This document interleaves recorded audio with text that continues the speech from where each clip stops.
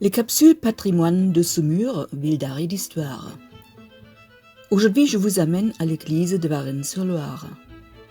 Dans ce village, mentionné pour la première fois en 931, il se trouvait une première église au plus tard au XIIe siècle.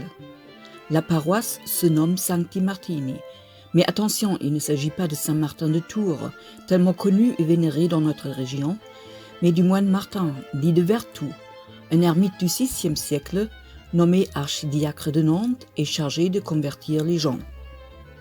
De l'église primitive reste encore la travée du clocher avec sa voûte à coupole nervée portée par 4 piliers massifs. Quelques détails, le lamier en dents de scie et les petits chapiteaux à feuillage. À la fin du XVe et au début du XVIe siècle, se font des gros travaux dans beaucoup de villages saumurois, et l'église de Varennes est quasiment reconstruite. L'abside et le voûtement du chœur sont refaits, ainsi que les bas-côtés. Vous pouvez encore observer les dates gravées dans les pierres. Au XIXe siècle, de nouveau des travaux. Après la reconstruction du portail en 1856, c'est l'architecte Émile Roffet qui refait la façade en ajoutant la rosace et restaure l'intérieur. Le plafond lambrissé de la nef est remplacé par des voûtes dont les clés montrent la date 1880, ainsi que les armoiries de l'évêque d'Angers, Monseigneur Frepel, et du pape Léon XIII.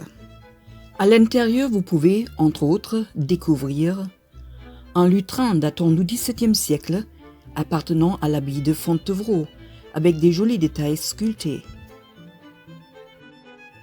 Également venant de Fontevraud, un tableau de 1661, classé monument historique, par le peintre angevin Claude Mussy. Au milieu, vous voyez un franciscain en train de prêcher, en haut Sainte-Claire et la Vierge avec l'enfant. Sur la gauche, on reconnaît la famille royale avec Louis XIII et son épouse Anne d'Autriche, le frère du roi Gaston d'Orléans et sa fille, la grande mademoiselle.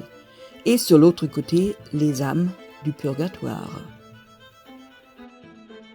Remarquez aussi juste au-dessus du tableau le petit morceau d'un vitrail du XVIe siècle montrant la Trinité. Les autres vitraux représentant des saints datent du XIXe siècle.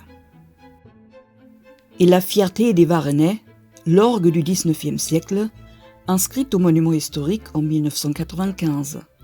Récemment restaurée, elle vous invite à passer de bons moments musicaux. Pour finir notre visite, observez une petite curiosité. L'empreinte d'une patte de loup sur une dalle du sol réveille bien l'imagination de beaucoup de monde.